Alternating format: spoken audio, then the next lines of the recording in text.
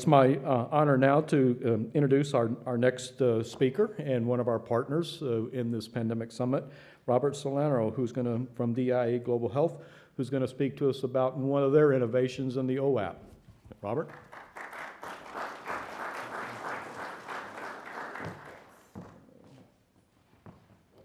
Howdy, y'all. I've been waiting for my chance to say that.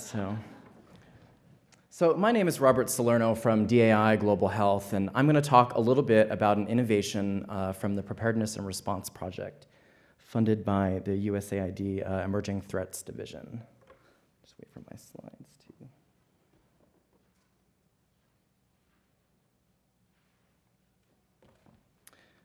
So I think we're getting this started.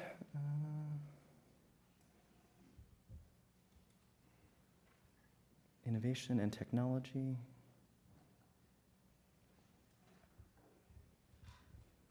Great, thank you. So when we think about innovation, or at least when I thought about innovation in the previous few years, I always thought it meant something like a sexy diagnostic tool or a wearable technology. And really, innovation takes many different forms. And so my presentation will focus on an innovation in assessment for One Health planning and performance. And I'll talk a little bit about the context, and then I'll talk about the three innovations. So a lot of the work that we've done, and really where I've cut my teeth in development, has been in Dennis Carroll's portfolio in the Emerging Threats Division.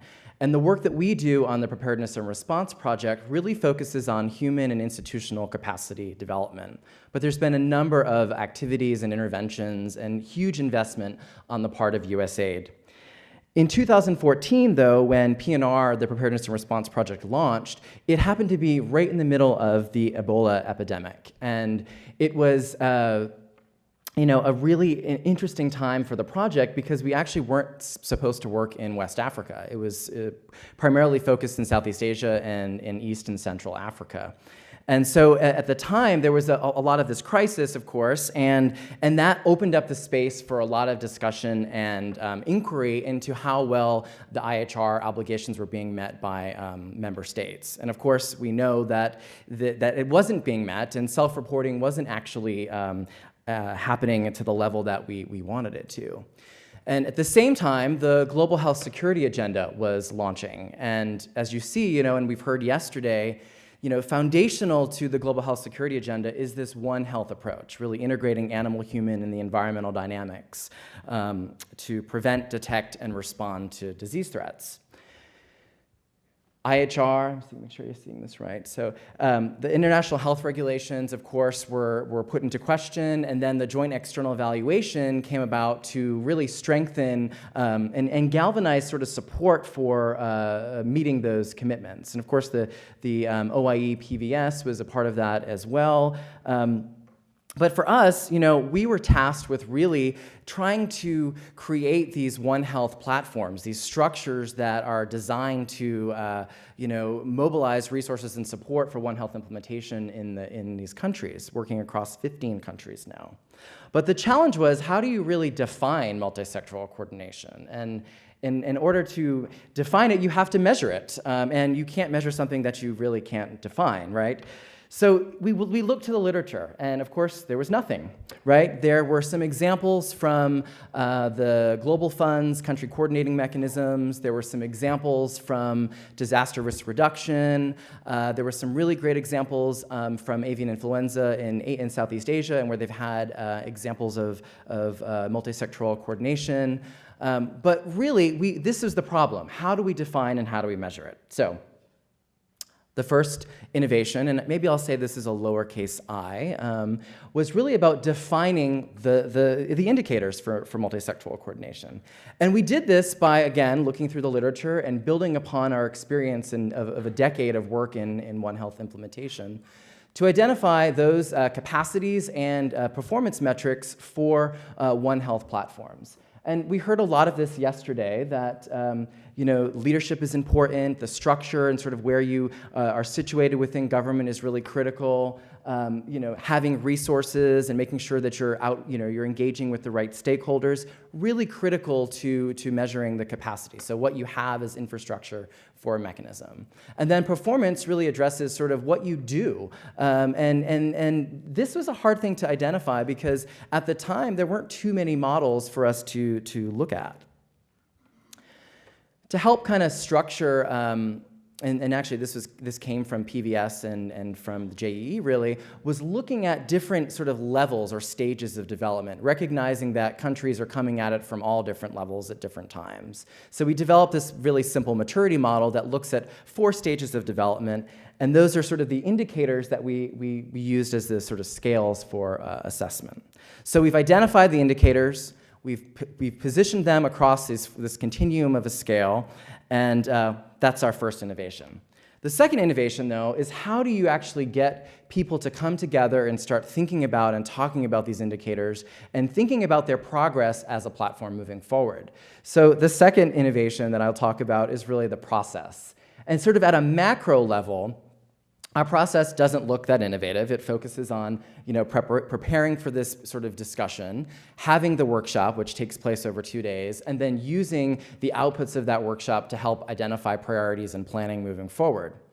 In the preparation phase, we actually use and we encourage our partners to identify the policies, plans, protocols that exist. So it's evidence-informed. And there's a big process that involves training national level facilitators so that there's buy-in and it's a self-assessment that they can continue into the future. But the real innovation, I think, comes in the participatory approaches.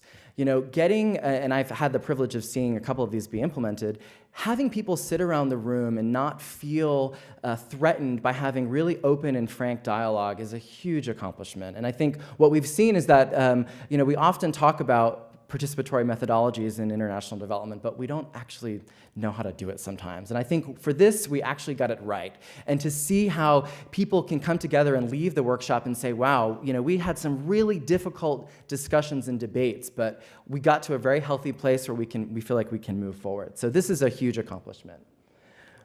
Of course, so we've identified the indicators, we've come up with the process, and now we need a way to collect this information in a way that is meaningful to our country partners. And so we developed an online sort of data collection tool and repository of resources. And this is an innovation in itself because it presents an opportunity for countries to take ownership and then interact with the data in a way that instantly visualizes their responses in a way that they can plan more effectively. We keep all of our workshop resources. They're all publicly available.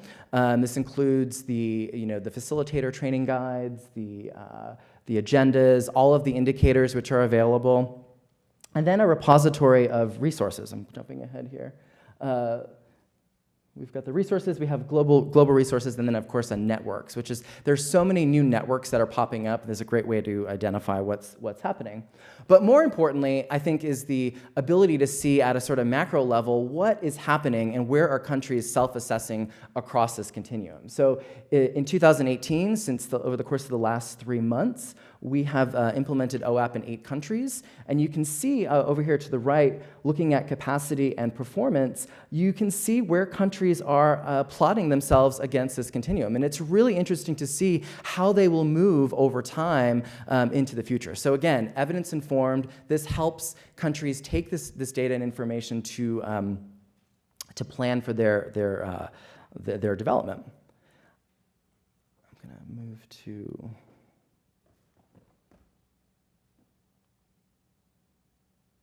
This works here.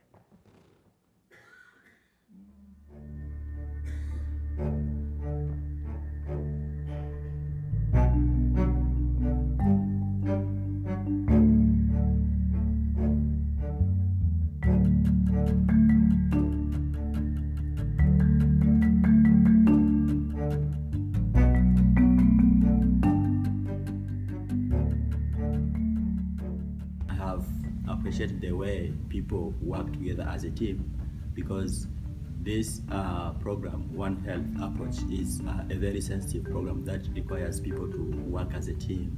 to have one goal, one objectives, and achieve same objective together. So I have learned a lot about teamwork. This app, I liked it very much because it's a very simple tool and it can be applied easily. This is my first time to participate in this kind of workshop, but I enjoyed it and I was able to follow. So I think it's a very good tool to be used by all One Health stakeholders. We have a wonderful process that is activity driven. They do table activities, and that makes sure that everybody's participation is really at the top. What I like most about the OH app is that it is really user-friendly, and the questions are very categorized in a way that you are able to choose really the different sections to answer your question, the four, maturity levels. So it's a good tool to use.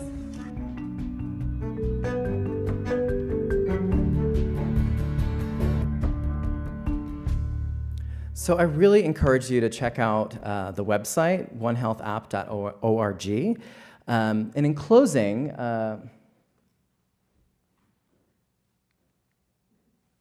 let's see. Well, there we are.